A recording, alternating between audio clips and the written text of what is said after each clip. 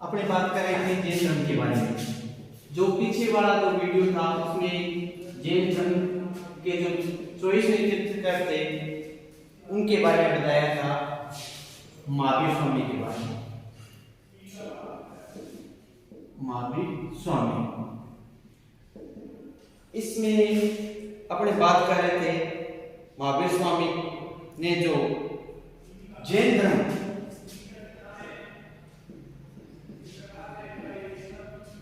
में जैन धर्म की शिक्षाएं,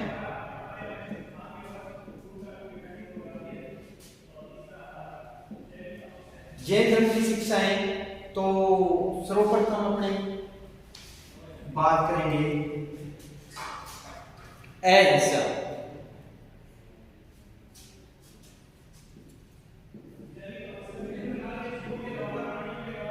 अहिंसा से तात्पर्य है कि ये जैन धर्म का प्रमुख सिद्धांत है, जिसमें सभी प्रकार की हिंसा का निषेध किया गया है।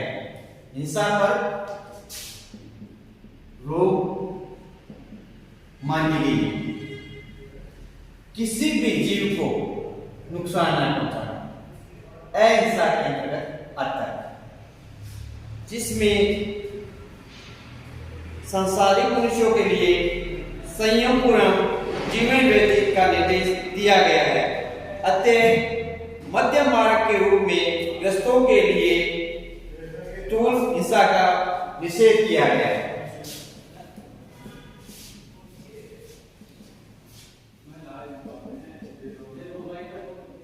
फिर अपने आगे बात करेंगे सत्य। जो सत्य बोला जाए वो प्रिय होना चाहिए, किसी भी व्यक्ति को सत्य से कष्ट नहीं पहुंचना चाहिए, ये जैन धर्म में बताया गया है। असत्य का प्रयोग नहीं करना चाहिए। असत्य बोलने से व्यक्ति को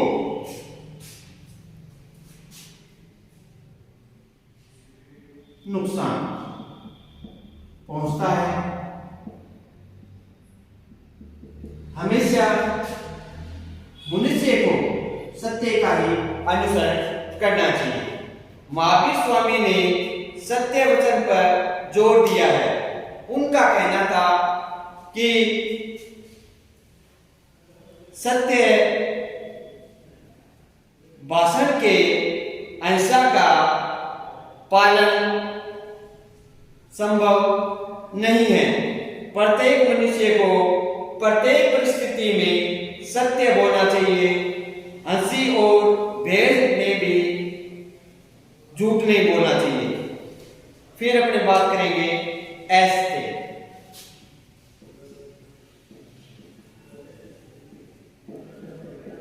चोरी न करना। ऐसे से तात्पर्य है चोरी न करना। इसके अंतर्गत इसका अर्थ है चोरी नहीं करना। इसका व्यापक अर्थ है कि बिना अनुमति के किसी को भी वस्तु को नहीं देना चाहिए और न ही वस्तु देने की इच्छा रखना चाहिए। बिना गृह स्वामी की आज्ञा के घर में प्रवेश नहीं करना चाहिए और न ही निवास करें। गृह स्वामी की आज्ञा के बिना किसी भी वस्तु का उपयोग नहीं करना चाहिए। ये सभी बातें ऐसे के अंतर्गत आती है।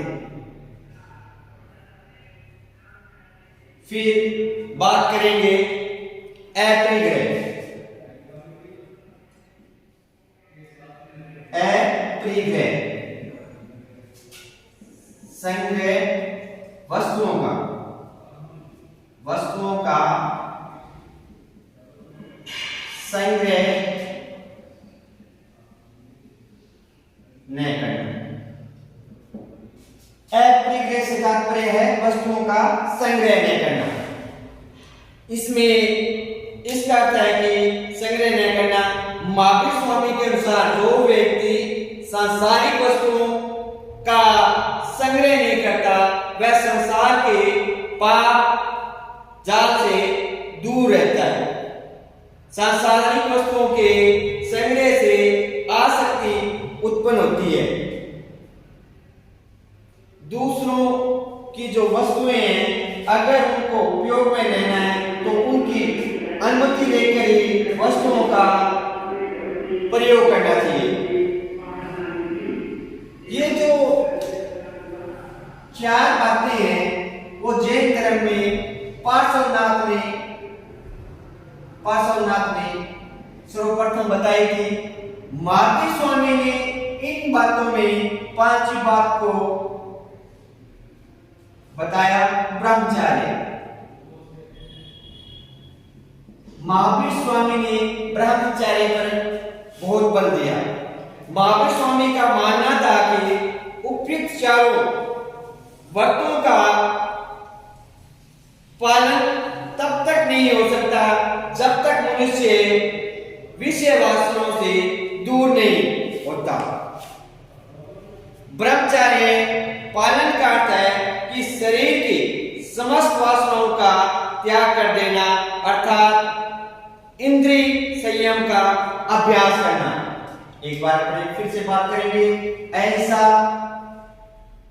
इसमें बहुत जैन धर्म में अहिंसा पर बल दिया गया, सत्य पर उससे ज्यादा बल दिया गया। असत्य का प्रयोग नहीं करना चाहिए जिससे कि अन्य जो लोग हैं उनको नुकसान पहुंचे। ऐसे चोरी न करना, कोई भी वस्तु का अगर उपयोग करना है तो उसके मालिक से पूछकर ही वस्तु का उपयोग करना चाहिए। अप्रिग्रह यानी वस्तुओं का संग्रह नहीं करना। मनुष्य को अपनी आवश्यकता के अनुसार वस्तुओं का संग्रह करना चाहिए। इसके अलावा जो वस्तुएं उसके काम में नहीं आ रही उनको क्या है एक जगह इकट्ठा नहीं करना चाहिए। ब्रह्मचर्य, इन चार बातों के अलावा महावीर स्वामी ने ब्रह्मचर्य पर बल दिया। ब्रह्मचर्य के अनुसरण करने से ही इन चारों बातों का अनुसरण किया जा सकता है।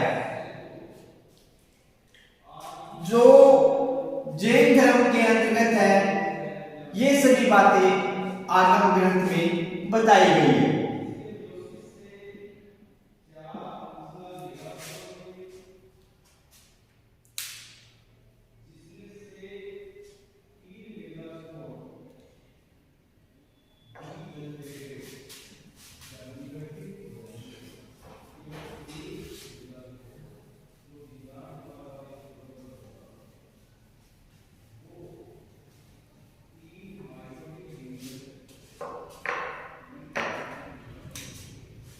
आगम ग्रंथ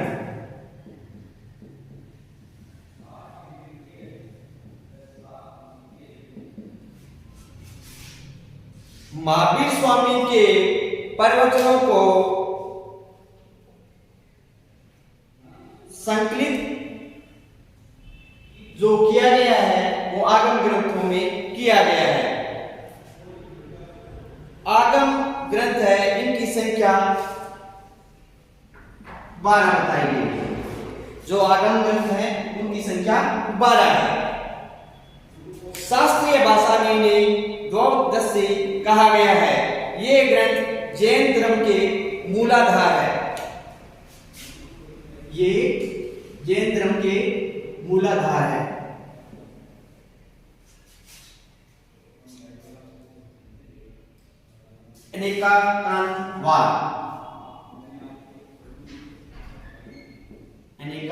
कानवाद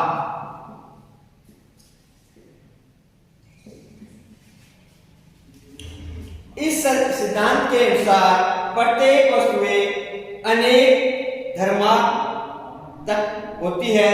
सामान्य मनुष्य उसके सभी गुणों या पक्षों को पूर्ण रूप से नहीं देख पाता।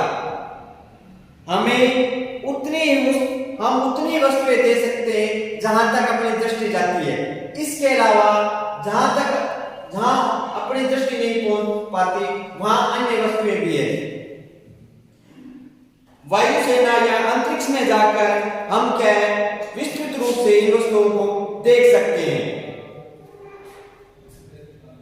अतः जितना हमें दिखाई दे रहा है वह भी सत्य है, किंतु जो हमें नहीं दिखाई दे रहा वो भी सत्य है। वो सभी अनेकांतवाद के अंतर्गत आते हैं। फिर अपने बात करेंगे स्यादवाद।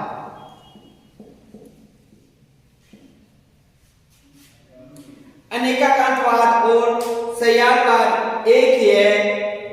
अंतर केवल इतना है कि अनेकांत वस्तुओं के अनेक धर्म होने की घोषणा करता है, तो स्यादवाद उसे व्यक्त करने की भाषा है। स्यादवाद शब्द दो शब्दों से मिलकर बना है।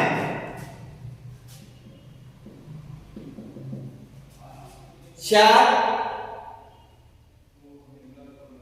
किसी अपेक्षा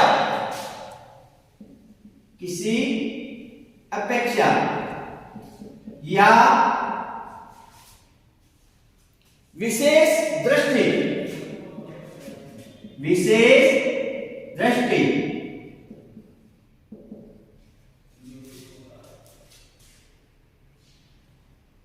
से तथा वाद का जो अर्थ है मान्यता का कथन।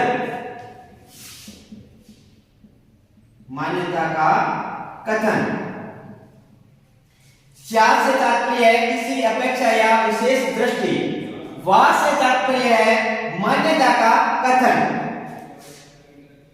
विज्ञान का सापेक्षवाद का सिद्धांत इसी की पुष्टि करता है। जैसे एक व्यक्ति है, उसे देखकर अपने कहते हैं ये गुरुजी हैं, किंतु वह वाक्य शिष्य की दृष्टि से है, परंतु वही व्यक्ति पुत्र की अपेक्षा से, पिता बहन की अपेक्षा से, भाई पत्नी की अपेक्षा से, पति माता की अपेक्षा से वह पुत्र कहलाएगा। अगर कोई व्यक्ति है, उसको अलग अलग व्यक्ति है, वो अलग अलग नजर से उसको देखते हैं। जो शिष्य ये गुरु है, तो इसको जो इसके शिष्य होते हैं वो किस दृष्टि से देखते हैं? गुरु की दृष्टि से देखते हैं। इसका जो पुत्र है वो किस दृष्टि से देखेगा? पिता की दृष्टि से देखेगा। जो इसकी माता है वो इसको पुत्र की दृष्टि से देखेगी। इसकी जो पत्नी है वो इसे पुत्र की दृष्टि से देखेगी। इसकी जो बहन है वो इसको भाई की दृष्टि से देखेगी।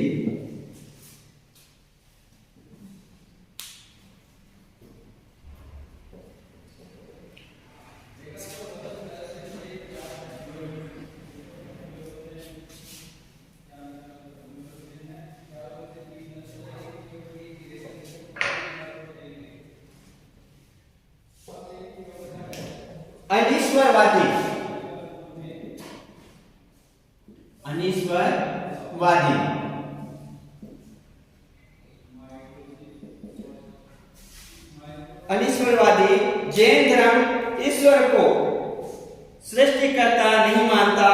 उसके अनुसार सृष्टि अनादि है, अनंत है, नित्य है। सृष्टि है वो अनादि है, अनंत है, जिसका कोई अंत ना हो, और नित्य है।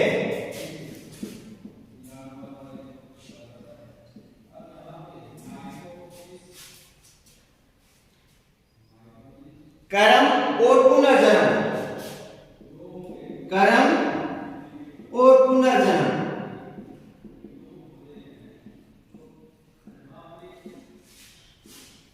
मनुष्य कर्म करता है, उसी के अनुसार उसे फल की प्राप्ति होती है। अगर मनुष्य बुरा कर्म कर रहा है तो उसको बुरे फल मिलेंगे, और मनुष्य अच्छा कर्म कर रहा है तो उसको अच्छा फल प्राप्त होगा, और उसी के अनुसार उसे पुनर्जन्म की प्राप्ति होगी। अगर मनुष्य बुरे कर्म कर रहा है तो उसे पुनर्जन्म की प्राप्ति होती है, फिर उसके पश्चात ये क्रम चलता रहता है जब तक मनुष्य को इनसे छुटकारा तभी मिलता है जब वो अच्छे कर्म करता है और उसके पश्चात उसे ज्ञान की प्राप्ति हो जाती है, केवल्य की प्राप्ति हो जाती है।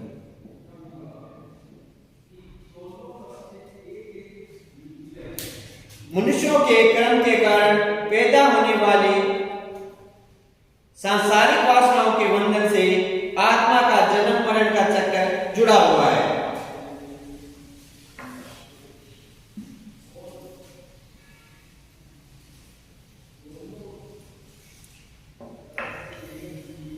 मोक्ष वह केवल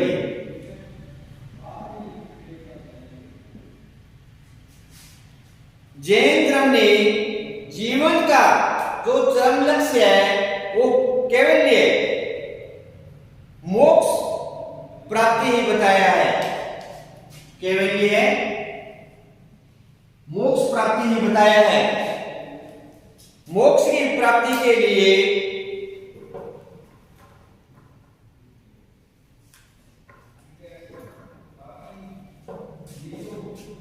जो ये मोक्ष है उसको प्राप्त करने के लिए तीन साधन बताए गए हैं।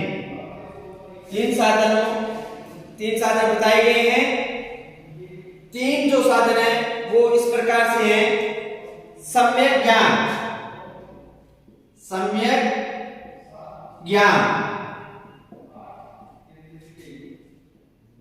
सम्यक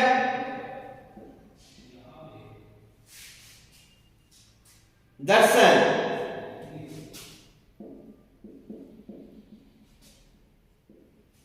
सम्यक दर्शन के बाद सम्यक चरित्र।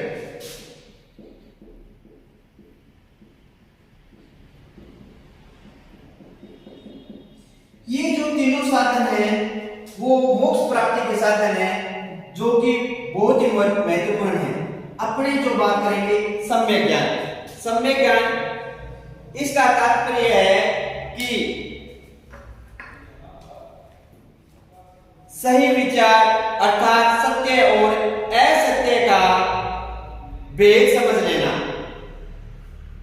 सम्यक ज्ञान से तात्पर्य है सत्य और असत्य में भेद को समझ लेना। जैन धर्म में ज्ञान के 5 प्रकार बताए गए हैं। ज्ञान के 5 प्रकार बताए जैन धर्म में।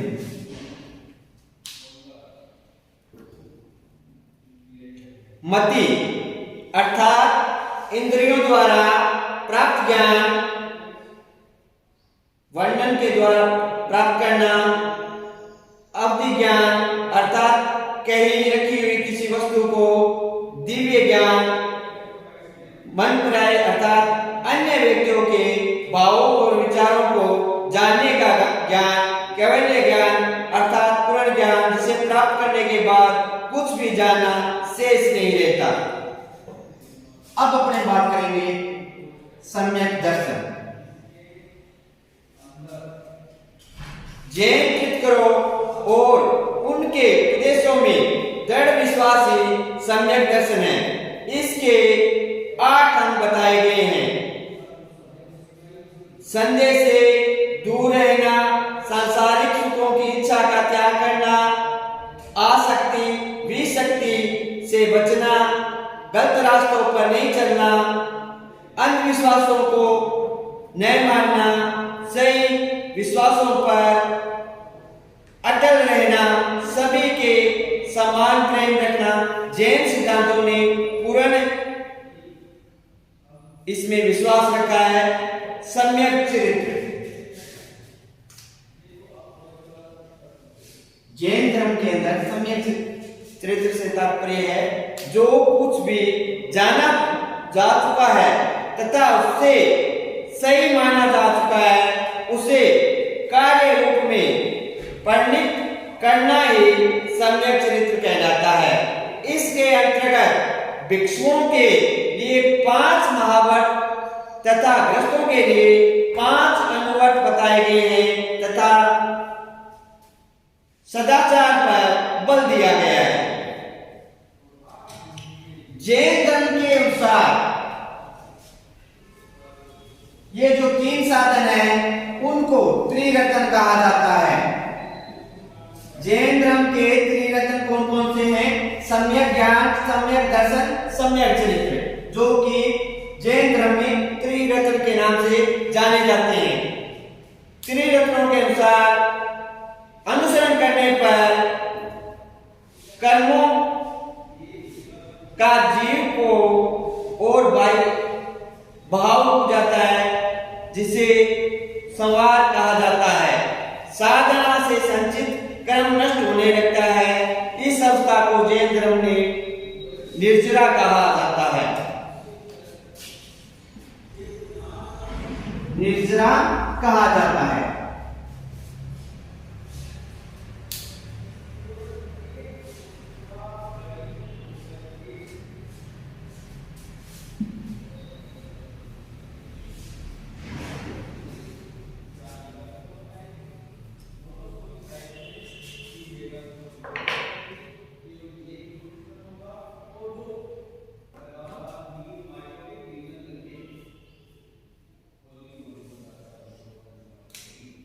कुछ समय बाद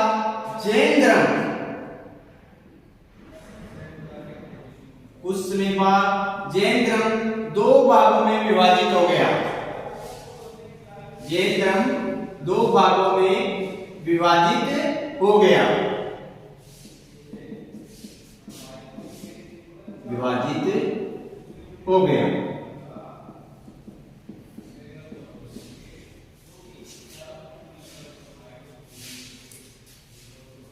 जो पहला है उसको बोलते हैं श्वेतांबर,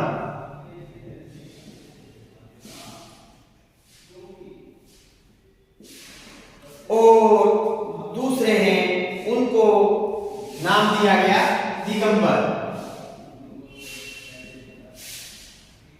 जैन धर्म के जो सिद्धांत थे, जो नियम थे, वो कठोर थे। परिणाम स्वरूप आगे चलकर जैन धर्म 2 भागों में बंटा, जो कि श्वेतांबर और दिगंबर के नाम से जाना गया।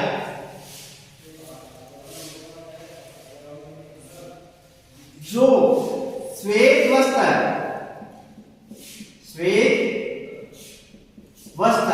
यानी श्वेत वस्त्र जो धारण करते हैं वो श्वेतांबर कहलाएगा।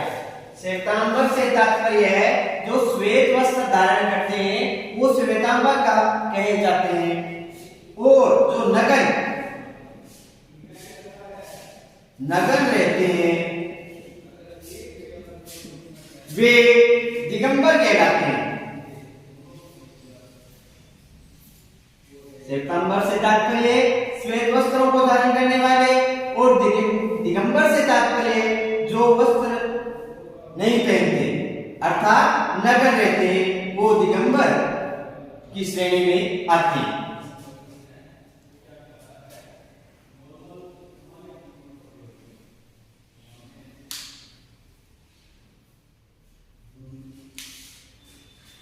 ये जो श्वेतांबर है, दिगंबर है, वो आगे चलकर कई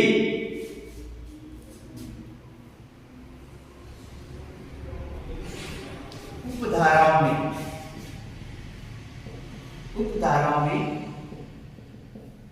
विभक्त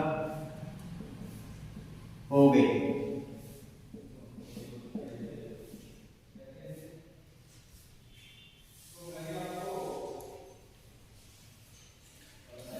जैन धर्म का प्रसार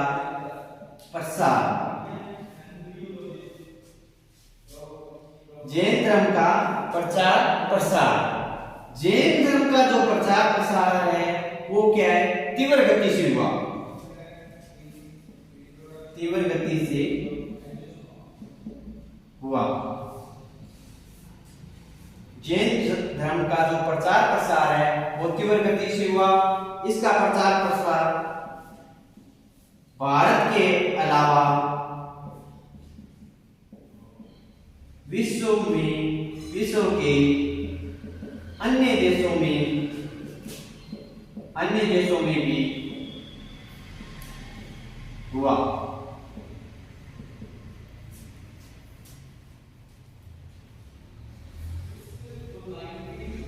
ये जो भारत के अंदर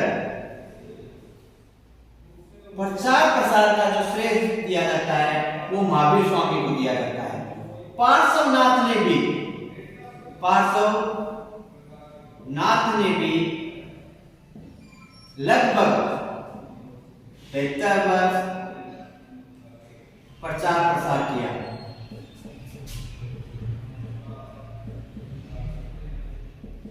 इसके अलावा महावीर स्वामी ने भी काफी लंबे समय तक जैन धर्म के बारे में लोगों को बताया और इसके जो नियम थे वो इस प्रकार थे कि लोग इस धर्म के प्रति आकर्षित हुए। आकर्षित होने के कारण थे उन्होंने समाज में व्याप्त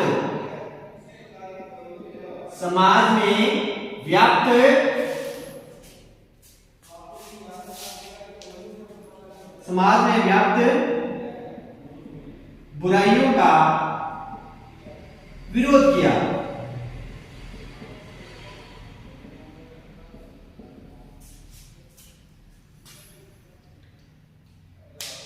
महावीर स्वामी ने उस समय समाज में जो बुराइयां व्याप्त थी उनका क्या है उन्होंने विरोध किया, जिसके कारण जो दुखी और पीड़ित व्यक्ति थे उन्होंने जैन धर्म को ग्रहण कर लिया।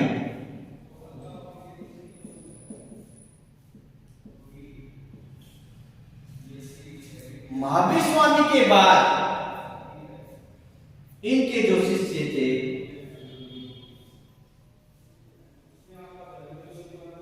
उन्होंने भी जैन धर्म का प्रचार प्रसार किया। जैन धर्म में अनेक राजा महाराजा भी शामिल हुए।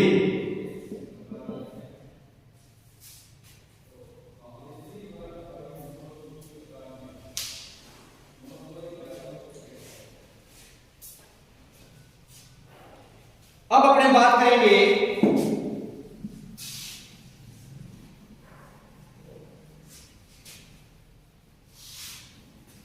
जैन धर्म की विश्व को देन। जैन धर्म की विश्व को देन।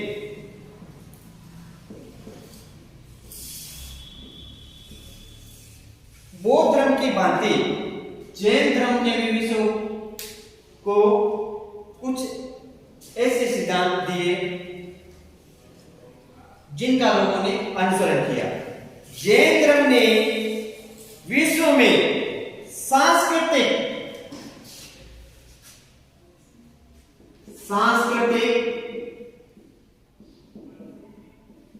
समन्वय बनाने में योगदान दिया।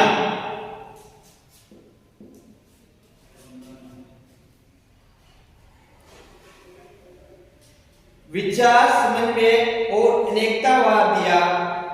आचार समन्वय की दिशाओं में गुणी धर्म गृहस्थ धर्म की व्यवस्था देकर प्रवृत्ति और निवृत्ति दोनों मार्ग का समन्वय किया।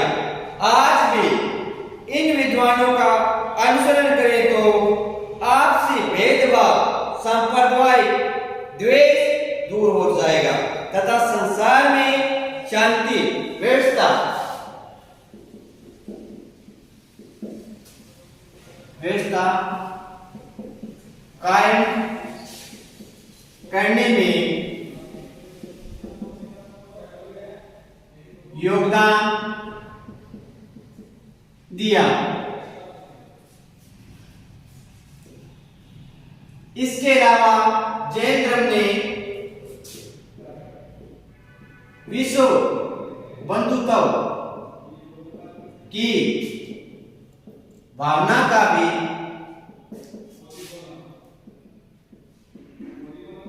संचार लोगों में किया।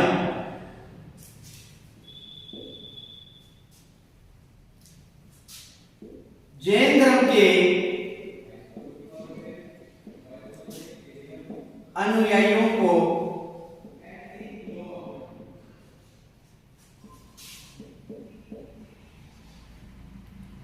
उस समय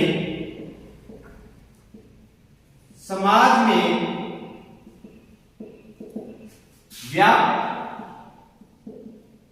बुराइयों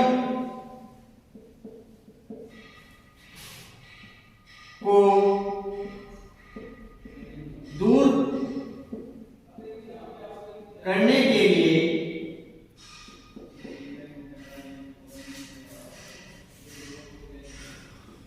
लोगों को जागरूक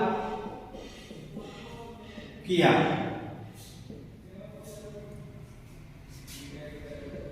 समाज में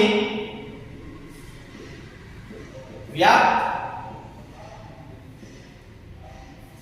अनेक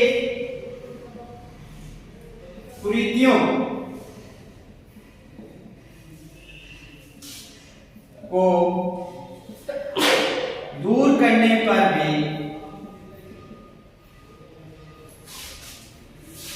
भी इन्होंने